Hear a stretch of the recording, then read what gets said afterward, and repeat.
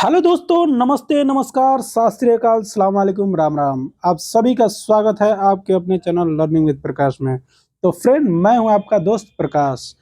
तो आज हम लोग लेकर आए हैं कोहल वर्ग से संबंधित जितने भी महत्वपूर्ण क्वेश्चन हैं, वो सारी क्वेश्चन को हम लोगों ने करना है यहाँ पर। और फ्रेंड, अगर वीडियो अच्छी लगे तो लाइक कर दीजिएगा, चैनल को सब्सक्राइब कर लीजिएगा, क्योंकि सीटेट और टीचिंग एग्जाम से संबंधित जितने भी तथ्य होते हैं, फैक्चुअल क्वेश्चन होते हैं, वो सारे क्वेश्चन मैं यहाँ पर करवाता हूँ और प्लस थ्योरी भी करवाता हूँ फ्रेंड। तो चलिए चलते हैं, आज के वीडियो को शुरुआत करते हैं फ्रेंड। तो फ्रेंड, देखते हैं क्वेश्चन नंबर 1 पर। क्वेश्चन नंबर 1 हमारा कहता है, कोहल वर्ग के सिद्धांत की एक प्रमुख आलोचना क्या है। तो हम सभी जानते हैं, ये क्वेश्चन बहुत बार आया हुआ है कि इनकी आलोचना में इन्होंने क्या किया है कि सिर्फ पुरुषों को ध्यान में रखा है, ना कि महिलाओं को। नैतिक अवस्था में क्या होता है कि फ्रेंड, जो नैतिक अवस्थाएं होती है वो पुरुषों की परिस्थिति अलग और महिलाओं की परिस्थिति अलग दर्शाती है, ठीक है। और इन्होंने सिर्फ पुरुषों की परिस्थितियों के बारे में अपने इसमें बताया है, ना कि महिलाओं के बारे में बताया है। महिलाओं के बारे में तो बिल्कुल भी जिक्र ही नहीं किए हैं। इसलिए इसका आंसर जो हो जाएगा हमारा, कोहल वर्ग ने पुरुषों एवं महिलाओं की नैतिक तर्कना में संस्कृति विभिन्नताओं का महत्व नहीं दिया है फ्रेंड, ठीक है। तो यानी कि जो भी महिलाएं हैं उनके नैतिक तर्कना के बारे में इन्होंने नहीं बताया है, ठीक है फ्रेंड। चलिए चलते हैं क्वेश्चन नंबर नेक्स्ट, देखते हैं हम लोग कि निम्नलिखित में से कौन सा कोहल वर्ग के नैतिक विकास के कारणों का लक्षण है। तो नैतिक विकास के कारण का लक्षण का विभिन्न चरण एक गैर पदानुक्रम रूप से आगे बढ़ता है। गैर पदानुक्रम नहीं फ्रेंड, इन्होंने 3 गो अवस्था दिया है और 6 चरण दिया है, यानी कि एक एक अवस्था का 2-2 चरण दिए हैं। तो गैर पदानुक्रम तो ये बिल्कुल नहीं होगा, ठीक है। चरणों का परिवर्तनशील, चरण कभी भी इधर उधर हो सकते हैं, परिवर्तित हो सकते हैं, परिवर्तित नहीं हो सकते हैं। दिव्य चरण अलग अलग, यहाँ भी अलग अलग है। और सामान्य प्रतिमान, ये भी नहीं होगा। सभी संस्कृतियों के संबंध में चरणों की सार्वभौम श्रृंखला, यानी कि हर एक संस्कृति में जितने भी सभी संस्कृति है, यानी कि हर एक संस्कृति में हर एक चरण का अपना अपना क्या होता है, रोल होता है। इसलिए ये क्या होता है, आपका आंसर नंबर डी सही हो जाता है। जैसे कि कहने का मतलब ये है कि जब बच्चा छोटा रहता है तो अपने दंड और आज्ञा के चलते कार्य करता है, फिर उससे थोड़ा बड़ा होता है अपनी प्रशंसा के लिए कार्य करता है, फिर उससे बड़ा होता है तो जो लोग क्या करते हैं, जो लोग जिस पर सहमति अपना देते हैं उस पर कार्य करता है। और बहुत मतलब 13 साल से ऊपर का बड़ा हो जाता है बच्चा, तो उसमें अपनी बौद्धिक क्षमता के हिसाब से कार्य करता है, ठीक है फ्रेंड। तो इन्होंने सभी संस्कृतियों के में सार्वभौम श्रृंखला दिया है, ठीक है फ्रेंड। देखिए क्वेश्चन नंबर 3 है, कोहल वर्ग के सिद्धांत की पूर्व परंपरागत, क्या लिखा है यहाँ पर, पूर्व परंपरागत के अनुसार कोई नैतिक निर्णय लेते समय व्यक्ति निम्नलिखित में से किस तरफ प्रवृत्त करता है। तो यहाँ तो दिख ही रहा है पूर्व परंपरागत।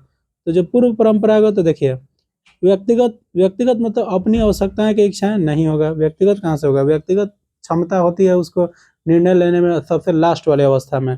फिर यहाँ पर एक व्यक्तिगत मूल है, ये भी नहीं होगा, ठीक है। पारिवारिक अपेक्षाएं, परिवार से अपेक्षा रखता है बच्चा, अच्छा लड़की अच्छी लड़की अभिविन्यास में हो जाता है, तो वो तो होगा ही नहीं, क्योंकि वो होता है दूसरा का पहला में, ये भी नहीं होगा। अंतर्निहित संभावित दंड, ठीक है।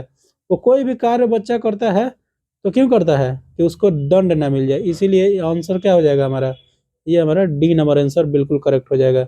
चलिए फ्रेंड, जितने भी क्वेश्चन बनते हैं कोहल वर्ग से संबंधित वो सारे मैं यहाँ पर करवा दूंगा आज, ठीक है। इंपॉर्टेंट क्वेश्चन करवाऊंगा, ठीक है। अब जितने मतलब अब एक ही टाइप का तो क्वेश्चन पूछता है हमेशा, ठीक है। तो इंपॉर्टेंट क्वेश्चन को मैं यहाँ पर लेकर आया हूँ। कोहल वर्ग के अनुसार शिक्षक बच्चों की नैतिक मूल्यों का विकास कर सकता है। धार्मिक शिक्षा को महत्व देकर कभी भी धार्मिक शिक्षा को महत्व दिया ही नहीं जाता है, ठीक है। व्यवहार के स्पष्ट नियमों के, तो व्यवहार बात तो ये के सिद्धांत के ये तो है नहीं, ठीक है। नैतिक मुद्दों पर आधारित चर्चाओं में शामिल करके, देखिए अब यहीं से इनका विकास का नाम ही है नैतिक विकास का सिद्धांत। इनके सिद्धांत का नाम क्या है, नैतिक विकास का सिद्धांत। तो इसमें आगे कुछ सोचने की जरूरत ही नहीं है, ये हमारा आंसर बिल्कुल करेक्ट हो जाएगा। ठीक है फ्रेंड, चलिए चलते हैं नेक्स्ट क्वेश्चन के ऊपर। नेक्स्ट क्वेश्चन हमारा कहता है कि कोहलबर्ग के नैतिक विकास के सिद्धांत एवं उनकी विभिन्न स्तरों के अनुसार निम्न में से कौन सा सोपान, सोपान मतलब होता है स्टेप, ठीक है ना, स्टेज, ठीक है, निम्न में से कौन सा स्टेज उनके द्वारा प्रतिपादित नहीं किया गया है। तो देखिए, परस्पर एकरूपता अभिमुखता, व्यक्तिक तांबा विनियम अभिमुखता, आत्मकेंद्रित निर्णय या सामाजिक अनुबंध, विधिमत अभिमुखता। देखिए यहाँ पर आत्मकेंद्रिता निर्णय लेने का जो सिद्धांत है ना, अपने आप से आत्मकेंद्रित निर्णय, ये नहीं होगा, ये पियाजे में होता है, ठीक है ना। तो यहाँ पर ये इसका करेक्ट आंसर हो जाएगा परस्पर एकरूपता, मतलब कि अभिमुखता ये तो होता ही है, क्योंकि ये किस उम्र में होता है, यानी कि एक जैसा अपना निर्णय लेता है, यानी कि जो बीच वाला होता है प्रथागत उसमें होगा, ठीक है। व्यक्तिक तांबा विनिमय, यानी कि अपने खुद का निर्णय लेना सबसे लास्ट वाले में, सामाजिक अनुबंध पांचवा चरण में, ठीक है, लेकिन ये नहीं होगा, सी नंबर आंसर यहाँ पर बिल्कुल नहीं होगा, ठीक है। अब आइए, कोहलबर्ग के अनुसार किस अवस्था में नैतिकता बाह्य कारकों द्वारा निर्धारित होती है। बाह्य मतलब होता है बाहरी कारक द्वारा, तो कौन से किसमें होती है निर्धारित, बाहरी कारकों द्वारा, पूर्व परंपरागत, पारंपरिक अवस्था, या पश्च, पश्च मतलब पश्चात, पारंपरिक मतलब होता है बाद में, ये होता है परंपरागत या पूर्व परंपरागत। तो बाहरी कारकों द्वारा निर्धारित होता है, तो आपको पता था ना कि बच्चा कोई भी कार्य करता है तो दंड के वजह से करता है, ठीक है, यानी कि बाहरी कारकों से प्रभावित होकर करता है, ठीक है, दंड और आज्ञा पालन। उसके बाद जैसे को तैसा वाला होता है ना, ठीक है, तो वो हो जाएगा हमारा ऑप्शन नंबर 1, ठीक है फ्रेंड। ऐसा ही क्वेश्चन आपको पूछेगा, एक ही क्वेश्चन पूछेगा, लेकिन थोड़ा क्वेश्चन का थोड़ा डायरेक्शन चेंज कर देता है, कुछ ऑप्शन चेंज कर देता है, बस और कुछ नहीं है, ठीक है। एक बार समझ गए, थ्योरी थ्योरी की क्लास अगर आप लोग समझ गए, समझिए क्वेश्चन बनाने में कोई भी प्रॉब्लम नहीं होगा, आराम से बन जाएगा, ठीक है। कोहलबर्ग का विकास सिद्धांत निम्न में से संबंधित है। तो कोहलबर्ग का विकास सिद्धांत किससे संबंधित है, तो हम सभी को पता ही है, नैतिक विकास का सिद्धांत से, ठीक है फ्रेंड, इसमें तो कुछ कहना ही नहीं है। अब आइए, निम्नलिखित में से कौन सी लॉरेंस कोहलबर्ग के द्वारा प्रस्तावित नैतिक विकास की एक अवस्था है। तो कौन सी अवस्था है, सामाजिक अनुबंध अभिविन्यास, ठीक है, उद्योग बनाम अधीनता, ये तो इरिक्सन का थ्योरी है, ये तो बिल्कुल नहीं होगा। प्रसुप्ति अवस्था, ये तो बिल्कुल नहीं है, ये तो बाल्यावस्था के जो बाल्यावस्था में हम लोग पढ़ते हैं, ठीक है ना, वो जो जन्म पूर्व अवस्था होता है उसी को प्रसुप्ति अवस्था कहते हैं, और मूर्त संक्रियात्मक होता ही नहीं है। तो कौन सा होगा इसमें से, तो फ्रेंड यहाँ पर हमारा हो जाएगा सामाजिक अनुबंधन अभिविन्यास, जो कि हमारा है तीसरा का, कौन सा है, स्टेज, सॉरी, स्टेज तीसरा का क्या है, पहला, ठीक है। अब आइए यहाँ पर देखते हैं, कोहलबर्ग के सिद्धांत के योगदान के रूप में निम्नलिखित में से माना जा सकता है। देखिए, यह नाटक तारीख और कार्रवाई के बीच एक स्पष्ट संबंध स्थापित करता है। जी नहीं, उनके सिद्धांत में संज्ञानात्मक परिपक्वता और नैतिक परिपक्वता के बीच एक सहयोग का समर्थन किया जाता है, ठीक है। आगे देखते हैं, यह सिद्धांत विस्तृत परीक्षण, नो, उनका विश्वास है कि बच्चे नैतिक दार्शनिक होते हैं, ठीक है। तो उनका जो विश्वास है वो क्या है कि बच्चे जो है ना वो नैतिक दार्शनिक होते हैं। और यहाँ पर क्या कर रहे हैं, यहाँ देखिए बी बी ऑप्शन होगा, इनके सिद्धांत के संज्ञानात्मक परिपक्वता और नैतिक परिपक्वता के बीच एक सहयोग का समर्थन करता है। तो फ्रेंड इसका जो आंसर होगा हमारा, उनका कि उनके सिद्धांत के संज्ञानात्मक परिपक्वता और नैतिक परिपक्वता के बीच के सहयोग का समर्थन करते हैं, ठीक है। अब ये यहाँ पर देखते हैं, कोहलबर्ग के अनुसार शिक्षक बच्चे में नैतिक मूल्यों का विकास कर सकता है। तो नैतिक मुद्दों पर आधारित चर्चाओं का पहले भी आया था, ठीक है, इसको तो पढ़ने की जरूरत नहीं है, पहला ही आंसर इसका करेक्ट हो जाएगा। अब आइए कोहलबर्ग के सिद्धांत के पूर्व परंपरागत, देखिए यहाँ पर क्वेश्चन पढ़ेंगे, यहाँ पर दिख रहा है हम लोग को क्या, पूर्व परंपरागत के अनुसार कोई नैतिक निर्णय लेते समय निम्नलिखित में से क्या होता है। तो पूर्व परंपरागत में कोई भी नैतिक या अनैतिक निर्णय लेगा तो वो क्या होगा, उसमें दंड समाहित होता है, जिसको कि दंड और आज्ञा पालन की अवस्था भी कहते हैं हम लोग। ठीक है फ्रेंड, अब आइए इसको, लॉरेंस कोहलबर्ग के यह द्वारा प्रस्तावित निम्नलिखित चरणों में से प्राथमिक विद्यालय के बच्चों के चरण का अनुसरण करता है। तो प्राथमिक विद्यालय के बच्चे जो होते हैं सबसे पहले अवस्था में होते हैं दंड और आज्ञा पालन, ये तो होता ही है। व्यक्तिगता उनमें अच्छे अंतर व्यक्तिक ये नहीं होगा, एक दूसरे से अंतर व्यक्तिक नहीं होगा, सामाजिक अनुबंधन ये भी नहीं होगा। ये सामाजिक अनुबंधन प्राइमरी स्कूल में नहीं होता है, कहाँ होता है, ये दोनों होगा, व्यक्तिगता और विनियम, यानी कि अपने बारे में सोचना और ये करना। तो 2 और 1 इसका करेक्ट आंसर हो जाएगा फ्रेंड, कौन हो जाएगा, 2 और 1 इसका करेक्ट आंसर हो जाएगा। ठीक है, अब यहाँ देखिए कोहलबर्ग के सिद्धांत के एक प्रमुख आलोचना क्या है, तो ये तो शायद रिपीट हो गया क्वेश्चन, वही क्वेश्चन था अलग अलग। यहाँ पर देखिए महिलाओं के पुरुषों और महिलाओं के नैतिक विकास के विभिन्नता को महत्व नहीं दिया है। ठीक है फ्रेंड, चलिए उसके बाद देखते हैं कोहलबर्ग के अनुसार शिक्षक बच्चों के नैतिक मूल्यों का विकास कर सकता है। तो नैतिक मूल्यों का विकास कैसे करेगा, देखिए कैसे कर सकता है, जैसे व्यवहार, कैसा व्यवहार किया जाना चाहिए, इस पर कठोर निर्देश। तो कठोर निर्देश तो कभी देना ही नहीं है, ये तो ऐसा ही, ये तो निगेटिव वर्ड है। व्यवहार के स्पष्ट नियम बनाकर, नियम भी बनाकर नहीं, ठीक है, ये भी नियम बनाना ये सब गलत बात है। धार्मिक शिक्षा ये भी नहीं, नैतिक मुद्दों पर आधारित चर्चा करके। ठीक है, तो ये आपका करेक्ट हो जाएगा आंसर। ठीक है, उसके बाद देखते हैं कोहलबर्ग के अनुसार सही और गलत के प्रश्न के बारे में निर्णय लेने के शामिल चिंतन प्रक्रिया कहा जाता है।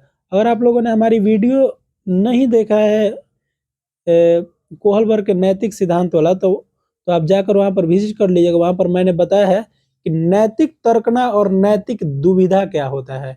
नैतिक तर्कना होता है कि निर्णय लेने के बीच की अवस्था, जहां पर आप सही और गलत के बीच के निर्णय नहीं ले पाते हो, जहां दुविधा में फंस गए हो कि करें कि नहीं करें, उसको नैतिक दुविधा होता है।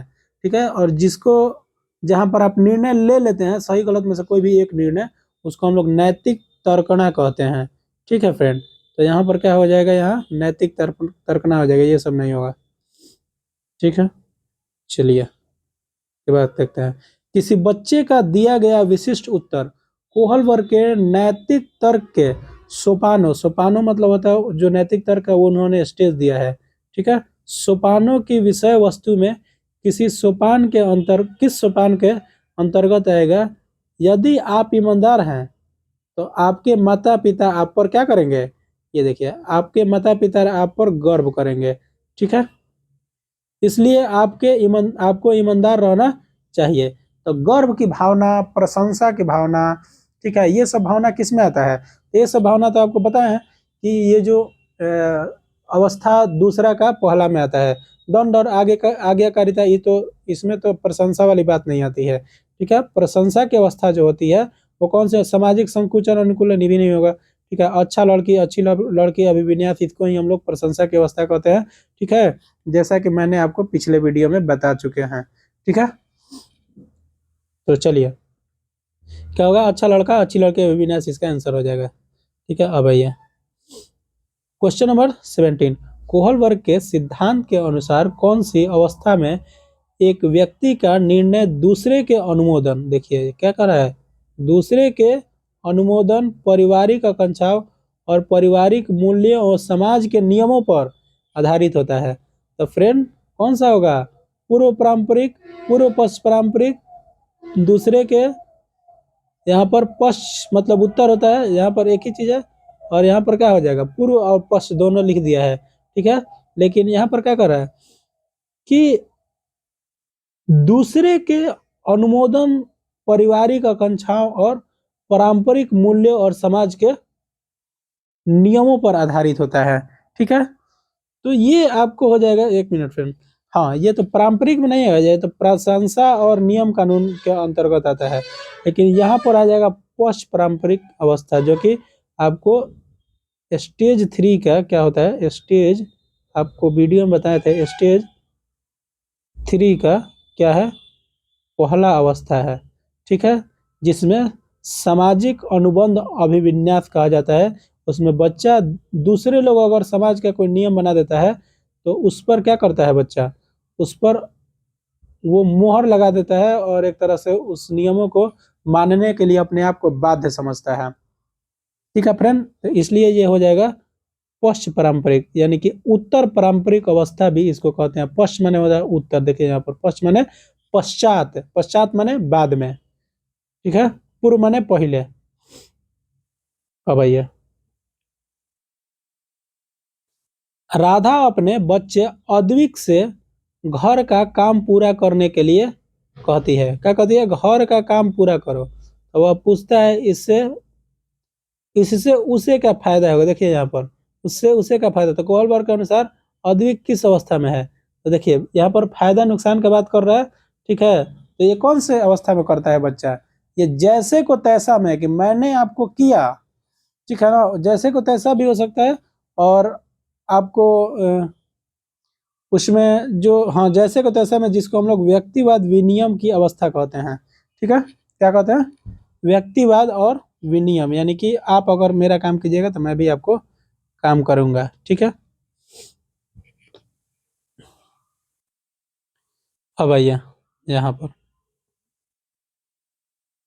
एक बच्चा तर्क प्रस्तुत करता है कि आप यह मेरे लिए करें तो वह मैं आपके लिए करूंगा। ठीक है, तो यह बच्चा कॉल भर के, फिर यहाँ पर वही बात हुआ कि अगर आप मेरे लिए कीजिएगा तो मैं भी आपके लिए करूंगा। तो यह अवस्था किस अवस्था के अंतर्गत आएगी, तो जाहिर सी बात है कि सहाय, कि यहाँ पर आएगा अच्छा लड़का अच्छी लड़की, या फिर सामाजिक अनुबंध। सामाजिक अनुबंध तो हो नहीं रहा है, सहायक उद्देश्य अभिमुखता, यानी कि अगर आप मेरी सहायता कीजिएगा तभी मैं आपकी सहायता करूंगा, वरना नहीं करूंगा। ठीक है, अब आते हैं यहाँ पर, रोहित ने अजय की डेस्क से ली हुई पेंसिल वापस रख दी, क्योंकि उसे पकड़े जाने पर क्या था, सजा मिलने का डर था। तो जहां भी सजा मिलने का डर आपको रहता है, तो इसका मतलब वो अवस्था कौन सी होती है, वह अवस्था होती है पूर्व पारंपरिक अवस्था, यानी कि दंड और आज्ञाकारिता की अवस्था होती है। यानी कि ऑप्शन नंबर 1 क्या हो जाएगा यहाँ पर, बिल्कुल करेक्ट हो जाएगा। ठीक है फ्रेंड, सारे मैंने ये जितने भी रूल्स है ये सारे पढ़ा दिए हैं मैंने। और अगर आपने उसको नहीं देखा था, आप एक बार जाकर उस पर मेरे चैनल को विजिट करके देख लीजिएगा, या फिर मैं डिस्क्रिप्शन बॉक्स में उस वीडियो को मैं डाल दूंगा। ठीक है फ्रेंड, चलिए, लॉरेंस कोहलबर्ग के सिद्धांत के अनुसार किसी कार्य को इसलिए करना क्योंकि दूसरे उसे स्वीकृति देते हैं। ठीक है, तो नैतिक विकास के किस चरण में दूसरे लोग स्वीकृति देते हैं, यानी कि दूसरे लोग जैसा कहेंगे वैसा करेंगे, यानी कि वैसे उस कार्य को करना है। तो वहां पर तो हमारा आ जाएगा, जो बच्चा दूसरे को दिखाने के लिए कार्य करता है, जो बच्चे दूसरे के लिए दूसरे की प्रशंसा कर सके उसका, उस लिए कोई कार्य करता है, तो वो कौन सा अवस्था होगा, उत्तर तो होगा नहीं, अमूर्त तो होता ही नहीं है। प्रथा पूर्व लिखा है ना, प्रथा पूर्व नहीं होगा। प्रथा पूर्व का मतलब होता है कि पूर्व पारंपरिक अवस्था या पूर्व रूढ़िवादी। ठीक है, देखिए यहाँ पर प्रथा का मतलब क्या होता है, रूढ़ी। यहाँ पर कौन सा हो जाएगा, डी हो जाएगा। कौन सा हो जाएगा, डी हो जाएगा फ्रेंड। ठीक है, चलिए नेक्स्ट चलते हैं हम लोग। नेक्स्ट हमारा है लास्ट क्वेश्चन आज का। और अगर आपने हमारे चैनल पर सब्सक्राइब नहीं किया है तो सब्सक्राइब कर लीजिएगा फ्रेंड, क्योंकि मैं आपके लिए सीडीपी का जितना भी टॉपिक है वो सब कुछ लेकर आता रहता हूँ। और एक एक उस एक आपको लेकर आता रहता हूँ वो थ्योरी क्लास, और एक उस पर आधारित जितने भी प्रश्न है उसको लेकर मैं आपके बीच आता रहता हूँ। तो चलिए फ्रेंड, लास्ट का क्वेश्चन देखते हैं। क्वेश्चन नंबर 9 है, सॉरी क्वेश्चन नंबर 22 है। 9 वर्ष के बालक की नैतिक तर्कना आधारित होती है। तो किसी कार्य के भौतिक परिणाम उसकी अच्छाई या बुराई को निर्धारित करती है। ठीक है, तो बच्चा क्या है, 9 वर्ष का है। पहले हम लोग देखेंगे, पहले वर्ष ध्यान में रखेंगे कि वो किस अवस्था में आएगा। कोई कार्य सही होना इस बात पर निर्भर करता है कि उससे व्यक्ति को अपनी आवश्यकता पूर्ति होती है कि नहीं। तो ये 9 वर्ष का बच्चा बिल्कुल भी नहीं सोच पाएगा। ठीक है, आवश्यकता का बात 9 वर्ष का बच्चा नहीं सोचता है।